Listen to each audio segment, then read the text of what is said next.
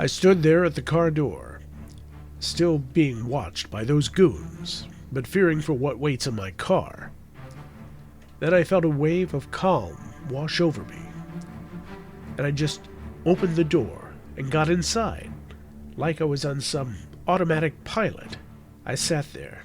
I could sense someone in the back on the floor, but I couldn't turn around. I heard this voice, but not with my ears. It said, "Start the car and drive away, Mr. Kolchak. Please." But it felt more like an order. I couldn't refuse. I did just what it said. I slowly drove by the suits and back into the streets. So, where am I going? Is there someplace special you want to kill me at? I could hear some movement behind me, hoping it wasn't right here and now. The voice spoke again in my head. "I need you to relax, Mr. Kolchak. I don't want to kill you or anyone. I just want you to help me avoid those men and get to someplace safe and relax. You are in more danger from those men than from me. Just follow my directions." The voice guided me for 20 minutes to pull into a lower-level parking garage on K Street, knowing the code to input and where to park. Once parked, I asked, whom exactly am I helping? The voice told me to relax and prepare myself. I felt myself getting lightheaded, almost drunk, but I could move on my own again. I turned around slowly and looked. In the back seat, with huge eyes looking back at me, was some sort of a man-sized reptile wearing a trench coat. Normally, this would be the part where I would scream, roll out of the door, and run. Somehow, all these instinctive actions were just washing over me. This thing had some firm grip. Maybe it could make me do anything. So, what are you? And why are those men after you? Time to see if I can get some answers on all this. Who and what I am, you wouldn't understand.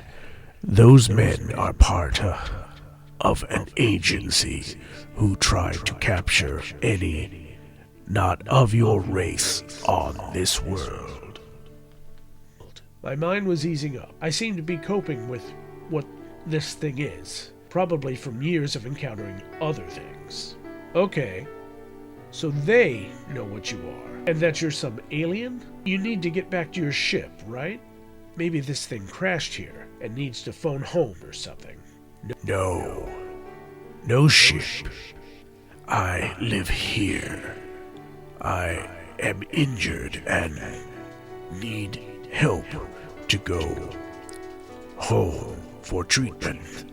My head too hurt to hide now. It made no sense to me. How could it live here?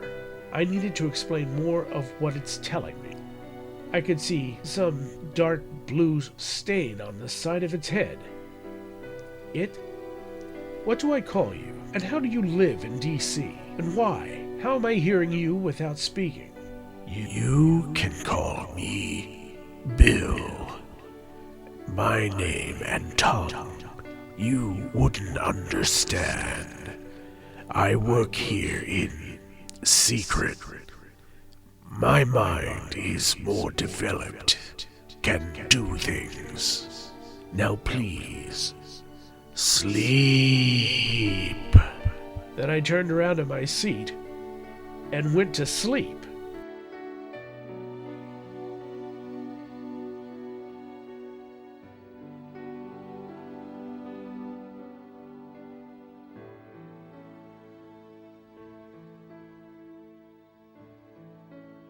That's it?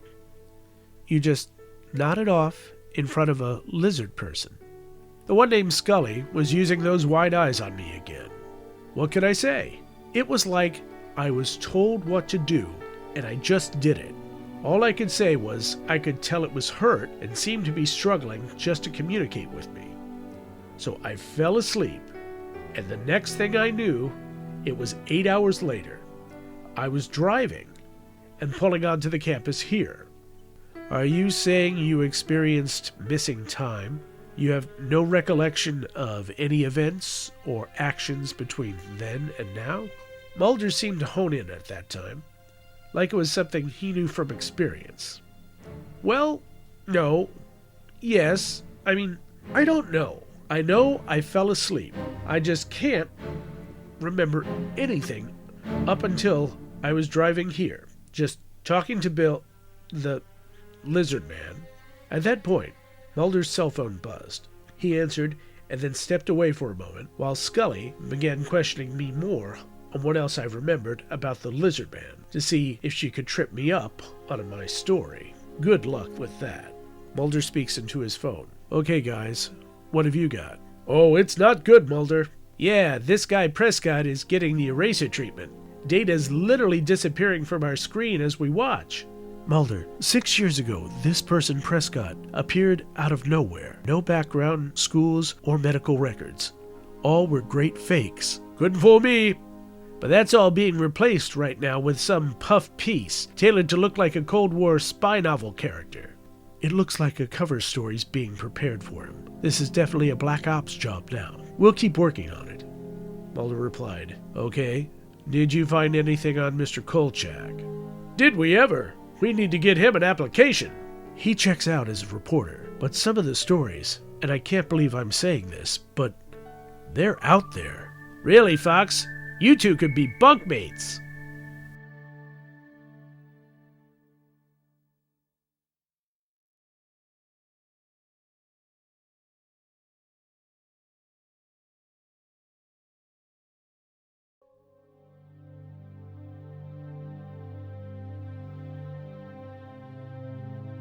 When Mulder stepped back into the room, he wasn't happy, but seemed to look at me differently.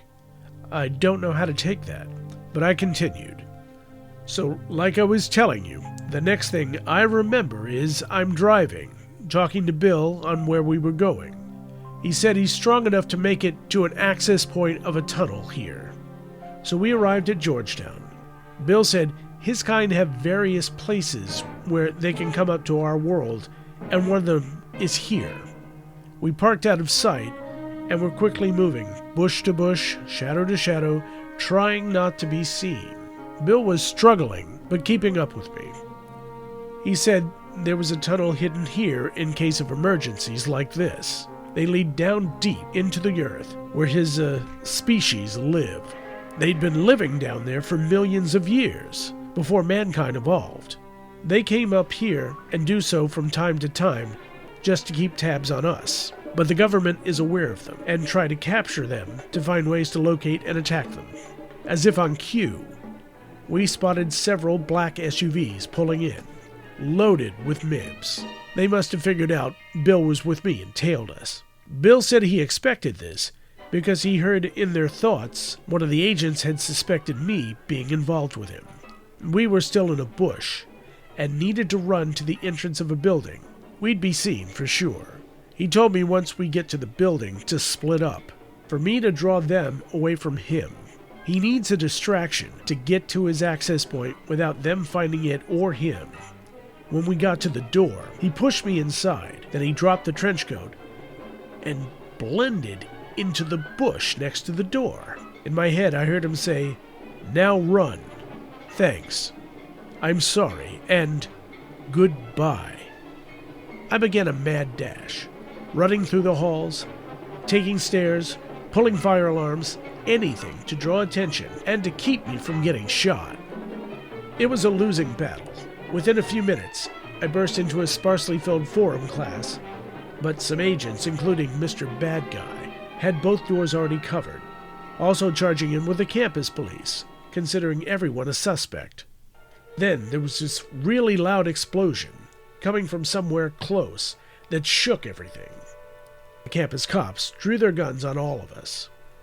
I took that as an opportunity, and I surrendered to them while the agents were still speaking into their raised sleeve about the complication.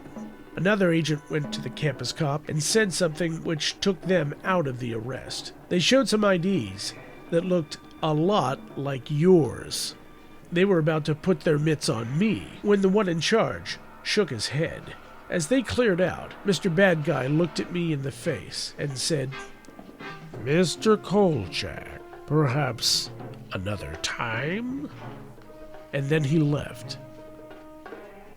The cops held me here, and then you came, and I've been talking with you ever since. That is my story. Then the redhead's phone rang, and she stepped away. So Mulder started to share a theory with me. "Mr. Kolchak, are you aware that there's a scientist who says a period hundreds of millions of years ago showed a level of industrial gases in our atmosphere similar to an advanced society? Possibly some of all dinosaurs lived like us, but time wiped away all the physical traces. The Silurian hypothesis says they might have left the planet or burrowed deep into it and live there now to avoid the changes in climate and living conditions. If only he knew. As much as I'd like to give him some insight into what I know, I just said, "Well, Agent Mulder, all I can say is, if you ever do run into anything like that, don't take any of its eggs." Scully came back in, and from the look on her face, that call is going to change everything involving me. Meanwhile, another call was being placed, one that none of us were privy to. "Sir, a call's been made. They were told it was just a boiler malfunction, no foul play. The suspect has no involvement and could be released. A sweeper team has removed all evidence of the sabotage. We're sure it was the Silurian to draw us away. We're using the trace detector, and we should find the entrance around daylight." On the other end, in a dimly lit room, a man with no name or identity. As far as the government knows, he doesn't exist and moves silently in between the cracks. "See that you do. Keep it small. A 3-man team to avoid attention. I'll make sure Agent Mulder has nothing left to work with. Let me know when it's found. And tell no one."